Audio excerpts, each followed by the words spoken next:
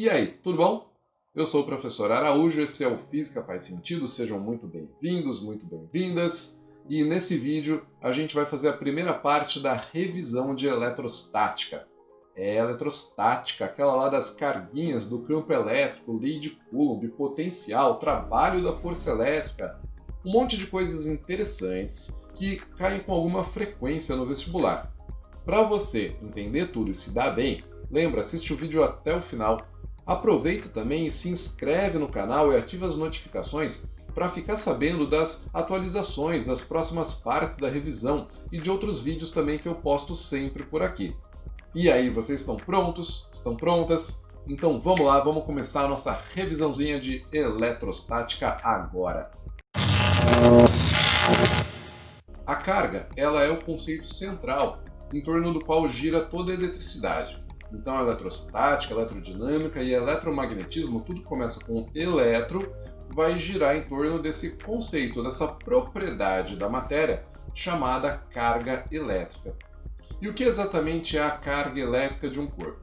A carga seria a medida da capacidade desse corpo de interagir com outros corpos por meio da força elétrica e da força magnética, ou como a gente também pode chamar, força eletromagnética. Se você aproximar dois corpos portadores de carga elétrica, dois corpos eletrizados, como a gente chama, podem acontecer duas coisas. Esses corpos podem trocar forças de repulsão, se afastando, ou eles podem trocar uma força também de atração, se aproximando um do outro. Além disso, se você jogar um corpo eletrizado em um campo magnético, como aquele que existe entre os polos norte e sul de um ímã, esses corpos eles vão acabar sofrendo um desvio, mas esse desvio pode ser num sentido ou no outro, por exemplo, para baixo ou para cima. O que isso mostra para a gente? Isso mostra para a gente que existem duas qualidades diferentes, dois tipos diferentes de carga, que nós convencionamos chamar de carga positiva e carga negativa. Olha o átomo, por exemplo. No átomo a gente tem partículas positivas, partículas negativas e até partículas neutras, sem nenhuma carga elétrica. Os prótons são as partículas positivas, e eles se encontram no núcleo junto com os nêutrons.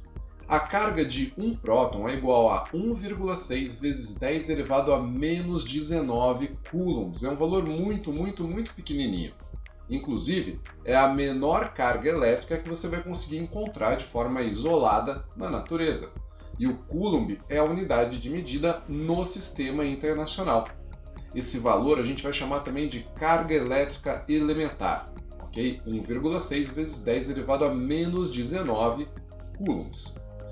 O nêutron, que está junto do próton, não possui carga elétrica. E o elétron, que está orbitando o núcleo na eletrosfera, vai possuir uma carga elétrica negativa, menos 1,6 vezes 10 elevado a menos 19 coulombs, ou seja, menos a carga elementar. E aí você vê que é interessante a gente adotar esse sinal positivo ou negativo para a carga, porque quando você tem um átomo que tem o mesmo número de prótons e elétrons, esse átomo vai acabar se comportando como um corpo neutro, que não possui nenhuma carga elétrica. Então é como se você somasse a carga positiva de todos os prótons com a carga negativa de todos os elétrons e no final você obtém a carga zero. Agora, não é só nos átomos, lá no nível atômico ou subatômico, que você encontra a carga elétrica. Você também pode ver no seu dia a dia corpos eletrizados e também os efeitos dessa eletrização. Mas espera aí, como é que um corpo grande, como um balão, uma blusa, um pedaço de vidro, podem se eletrizar? Existem 3 processos de eletrização diferentes, que você deve lembrar: o atrito, o contato e a indução. Vamos começar então falando do atrito. Imaginem 2 corpos inicialmente neutros, como uma blusa e um balão.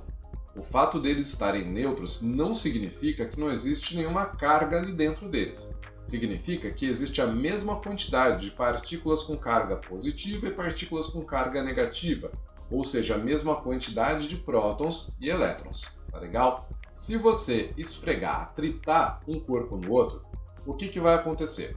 Um dos corpos vai acabar roubando elétrons do outro. Aquele que rouba elétrons vai ficar com mais cargas negativas do que positivas. Então ele passa a ter uma carga negativa. Já o corpo que perdeu elétrons, ele passa a ter mais prótons do que elétrons, passa a ter mais cargas positivas que negativas, ele tem uma carga final positiva. Como todos os elétrons que foram por um corpo saíram do outro, a gente pode dizer que as duas cargas são iguais em módulo ao final. Então, se a carga de um dos corpos for 2 coulombs, do outro vai ser menos 2. Se uma for menos 5, a outra vai ser mais 5. Outro princípio que a gente pode lembrar aqui é da conservação da carga. A soma das cargas finais tem que ser igual à soma das cargas iniciais, porque a carga elétrica não pode se criar do nada, não pode desaparecer também. Então, a carga elétrica total que você tinha no início, você tem que ter também no fim. E, finalmente, a gente pode dizer que como esses corpos possuem agora cargas de sinais opostos, eles vão trocar uma força de atração. Sim, corpos de cargas opostas com sinais opostos sempre se atraem, da mesma forma que corpos com cargas de sinais iguais se repelem. Araújo, mas espera aí, como é que eu sei qual é o corpo que ganha elétrons e qual é o corpo que perde elétrons? Tá, para você descobrir isso, você precisa conhecer uma tabela chamada série triboelétrica. Série triboelétrica? O que é isso? A série triboelétrica é uma tabela que compara diversos materiais. Essa tabela é construída de forma experimental mesmo, você não precisa decorar ela, fique tranquilo quanto a isso. Você só precisa entender. Então você tem uma lista de vários materiais, e aí quando você atrita dois materiais presentes nessa tabela, aquele que estiver na parte de cima, ele vai ficar positivo, ele perde elétrons. E aquele que estiver na parte de baixo fica negativo, ele ganha elétrons. Assim que você vai saber qual material que vai ficar positivo e qual material que vai ficar negativo. Então reparem que a gente tem ali vários materiais, um do lado do outro, e aí toda vez que você atritar dois materiais dessa lista, aquele que estiver na parte de cima da tabela vai ficar com carga positiva e aquele que estiver na parte de baixo da tabela vai ficar com carga negativa. Esse é o cara que rouba elétrons do outro corpo. Se a gente der uma olhadinha aqui, num exemplo real de série triboelétrica, você vai reparar que a pele humana está lá no alto, ou seja, atritada com qualquer um desses materiais que aparecem aí embaixo dela, a pele humana vai ficar com carga positiva e o outro corpo vai ficar com carga negativa. Então, se a gente pegar o couro, por exemplo, o couro, quando atritado com a pele humana, fica negativo, mas quando ele é atritado com o poliéster, ele vai ficar positivo. Então, é tudo uma questão de comparação, é um material em relação ao outro. Legal? Então, vamos para o próximo processo de eletrização. O próximo processo de eletrização é o contato. Para começar, a gente precisa que os dois corpos sejam de preferência condutores. E eles têm que estar eletrizados, pelo menos um deles tem que estar eletrizado no início do processo. Se os dois estiverem neutros, nada vai acontecer. Então vamos considerar dois corpos, um com carga positiva, outro com carga negativa. Mas repara que o corpo com carga negativa está mais eletrizado, tem uma carga de módulo maior do que o corpo de carga positiva. Quando a gente juntar esses corpos, o que vai acontecer? Alguns elétrons vão se juntar, se ligar às cargas positivas que existem no outro corpo. Alguns elétrons livres. E aí esses pares de cargas se neutralizam. A gente não precisa mais se preocupar com eles. Esquece esses caras. E repara que ainda sobraram algumas cargas negativas. Essas cargas negativas que sobraram, elas não querem ficar juntas, elas não gostam umas das outras, elas se repelem, elas querem se afastar.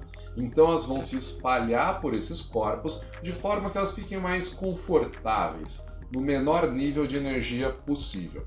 Agora, quando você separar esses dois corpos, o que acontece? Os dois ficaram com cargas de mesmo sinal.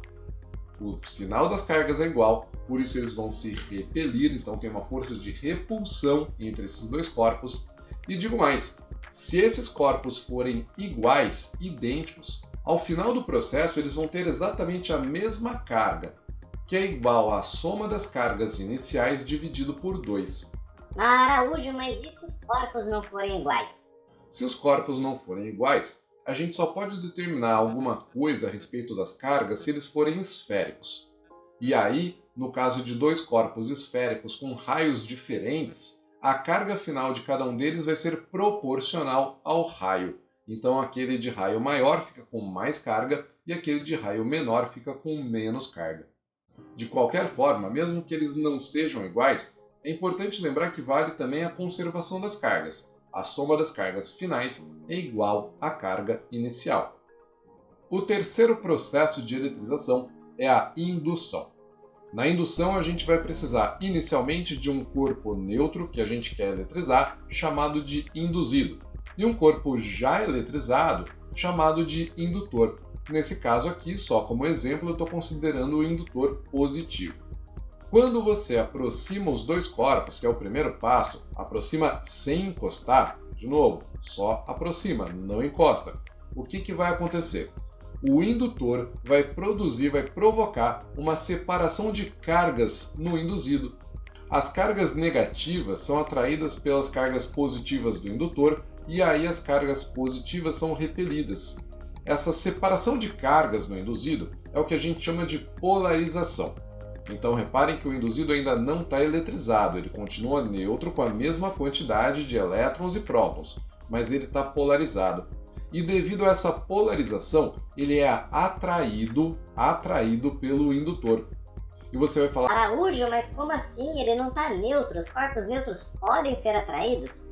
Sim, desde que eles sejam polarizados. Tá, e agora o que a gente vai fazer para completar o processo de eletrização? A gente vai trazer um outro condutor. Esse outro condutor, ele vai ser acoplado, vai encostar no nosso induzido. E aí, devido à presença do indutor, você vai ter um dos corpos em contato negativo, que é o induzido da esquerda, e o outro vai ficar com cargas positivas. Se você separar os dois corpos em seguida sem tirar o indutor de perto, você evita que essas cargas voltem a se encontrar, que elas voltem a se neutralizar. Finalmente, agora você pode levar o indutor embora e separar os dois corpos que você usou para a eletrização.